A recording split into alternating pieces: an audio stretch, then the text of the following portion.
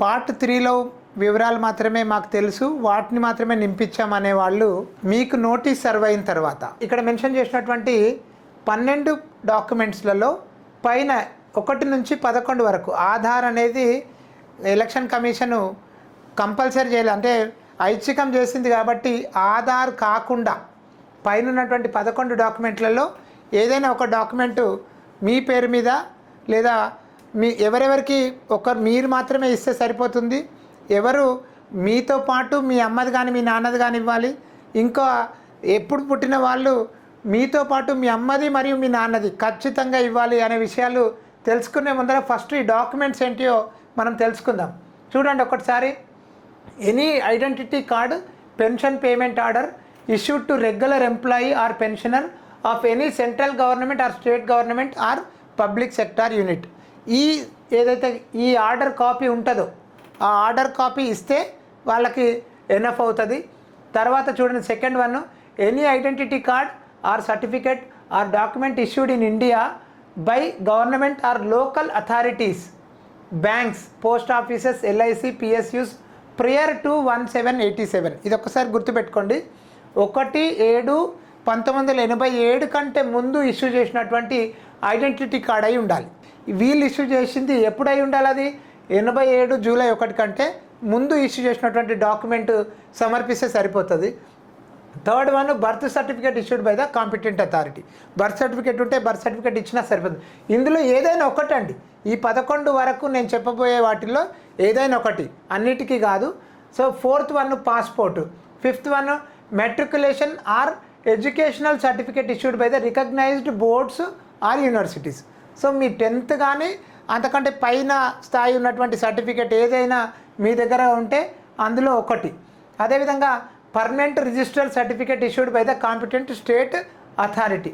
Next అది residence certificate మనం కామన్గా ఎంఆర్ఓ ఆఫీస్కి వెళ్ళి తీసుకునే రెసిడెన్స్ సర్టిఫికేట్ సమర్పించినా సరిపోతుంది. 7th వన్ వచ్చేసి forest right certificate. 8th one OBC, SC, ST or any caste certificate issued by the competent authority. అంటే కులం సర్టిఫికేట్, మీరు కులం సర్టిఫికేట్ కనుక తీసుకొని ఉంటే ఆ కులం సర్టిఫికేట్ ఇచ్చినా సరిపోతుంది, అది ఐడెంటిటీ ప్రూఫ్ కింద వస్తుంది. 9th one national register for citizens wherever it exist. ఎక్కడైతే ఎన్ఆర్సీ ఉందో, అమలు చేయబడిందో వాళ్ళ దగ్గర ఆ సర్టిఫికేట్ ఉంటుంది, వాళ్ళు తీసుకొచ్చిస్తే సరిపోతుంది. Family register prepared by state or local authorities. ఇవి 11వది, any land or house allotment certificate by the government. అంటే ఇప్పుడు కేటాయిస్తున్నటువంటి ఇందిరమ్మ ఇల్లు కానీ గతంలో ఏవైనా ప్రభుత్వం ఇల్లు కనుక ఇచ్చి మీకు పట్టా సర్టిఫికేట్లు ఇచ్చున్నా, లేదా పట్టా అంటే దున్నుకోవడం కోసం పొలాలకు హక్కు కల్పిస్తూ మీకు ఇచ్చినటువంటి ప్రభుత్వం నుంచి ఇచ్చినటువంటి సర్టిఫికేట్ అయినా సరే సరిపోతుంది. ఆధార్ కాకుండా లేదా ఆధార్తో పాటుగా వీటిల్లో ఏదైనా ఒకటి ఇవ్వాల్సి ఉంటుంది. మరి ఈ 11 డాక్యుమెంట్లో నేను ఒక మాట చెప్పాను, ఒక ఏజ్ వాళ్ళు వాళ్ళ పేరు మీద ఒక్కటి ఇస్తే సరిపోతుంది. ఇంకొక ఏజ్ కేటగిరీలో ఉన్న వాళ్ళు వాళ్ళతో పాటు వాళ్ళ అమ్మది కానీ నాన్నది కానీ ఇవ్వాలని చెప్పాను. మరో కేటగిరీ వాళ్ళు వాళ్ళతో పాటు వాళ్ళ అమ్మది నాన్నది ముగ్గురిది ఇవ్వాలని చెప్తున్నాను. ఇక్కడ 1 జూలై 1987 కంటే ముందు పుట్టిన వాళ్ళైతే వాళ్ళ పేరు మీద ఉన్నటువంటి నేను ఇప్పటిదాకా చెప్పినటువంటి 11 డాక్యుమెంట్లలో ఏదైనా ఒక డాక్యుమెంట్ ఇస్తే సరిపోతుంది. ఎవరు ఇవ్వాలా?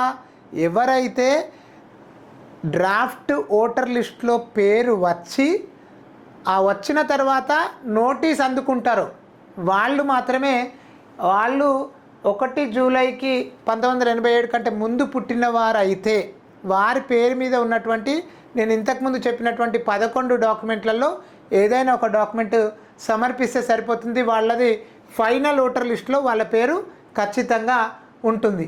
ఎవరు 2 డాక్యుమెంట్లు ఇవ్వాలంటే 87 జూలై 1 తర్వాత నుంచి డిసెంబర్ 2, 2004 మధ్యన పుట్టిన కేటగిరీ వాళ్ళు ఎవరైతే ఉన్నారో వాళ్ళు 2 సర్టిఫికేట్లు ఇవ్వాల్సి వస్తుంది. అది ఒకటి వారి పేరు మీద ఉన్నటువంటి సర్టిఫికేట్లు నేను ఇంతకుముందుకు మెన్షన్ చేసినటువంటి 11 సర్టిఫికేట్లలో, అదేవిధంగా వాళ్ళ అమ్మ పేరు మీద ఉన్నది కానీ లేదా వాళ్ళ నాన్న పేరు మీద ఉన్నటువంటి సర్టిఫికేట్ ఎవరిదైనా ఒకరిది, తన పేరు మీద వాళ్ళ మదర్ ఫాదర్ పేరు మీద ఉన్నటువంటి 2 సర్టిఫికేట్లు కనుక ఇస్తే వారి పేరు కూడా ఫైనల్ ఓటర్ లిస్ట్లో వాళ్ళ పేరు ఉండడానికి అవకాశం ఉంటుంది.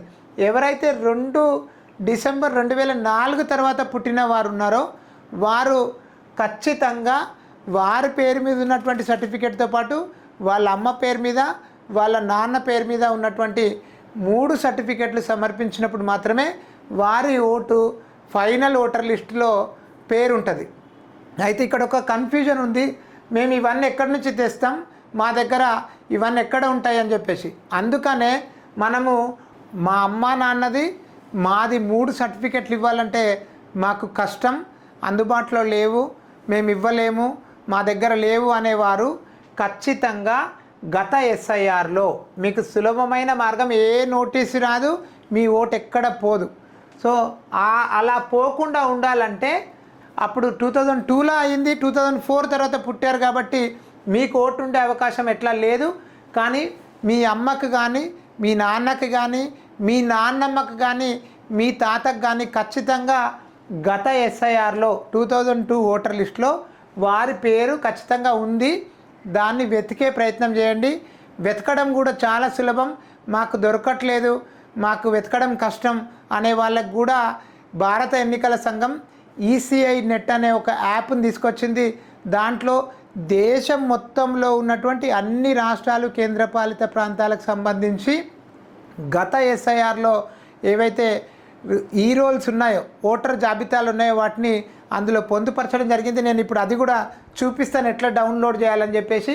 అలా డౌన్లోడ్ చేసి గత ఎస్ఐఆర్లో మీ అమ్మది కానీ మీ నాన్నది కానీ మీ తాతది కానీ మీ నాన్నమ్మది కానీ 2004 తర్వాత పుట్టిన వాళ్ళైనా సరే 87 జూలై 1 నుంచి 2004 డిసెంబర్ 2 మధ్యన పుట్టిన వాళ్ళైనా సరే మీకు సంబంధించినటువంటి అమ్మ నాన్న తాత నానమ్మ వాళ్ళ వివరాలు కనుక ఇందులో నమోదు చేసి వాళ్ళ నియోజకవర్గం, అప్పుడున్నటువంటి నియోజకవర్గం పేరు, ఆ నియోజకవర్గం సంఖ్య, ఆ నియోజకవర్గం భాగం సంఖ్య అంటే పోలింగ్ స్టేషన్ సంఖ్య, వారి యొక్క క్రమ సంఖ్య, ఎవరి పేరైతే ఇక్కడ రాస్తున్నారో మీరు ఫస్ట్ కాలంలో వారి క్రమ సంఖ్యను కనుక మీరు రాసినట్లయితే మీకు గత మీ బంధువుల వివరాలతో మీ అమ్మ నాన్నతో సంబంధం అనేది ఇక్కడ కలపబడుతుంది.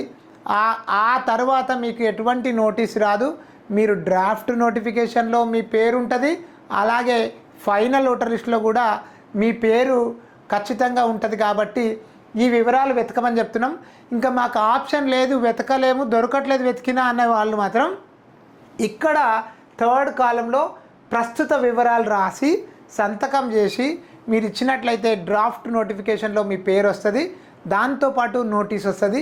ఆ నోటీస్కి నేను పైన చెప్పినటువంటి డాక్యుమెంట్స్ మీరు ఏ కేటగిరీ వయసు వాళ్ళు అయితే ఉన్నారో ఆ కేటగిరీకి సంబంధించి మీరు కనుక డాక్యుమెంట్లు సమర్పిస్తే మీరు కూడా ఫైనల్ ఓటర్ లిస్టులో పేరు సంపాదించుకున్న వాళ్ళు అవుతారు.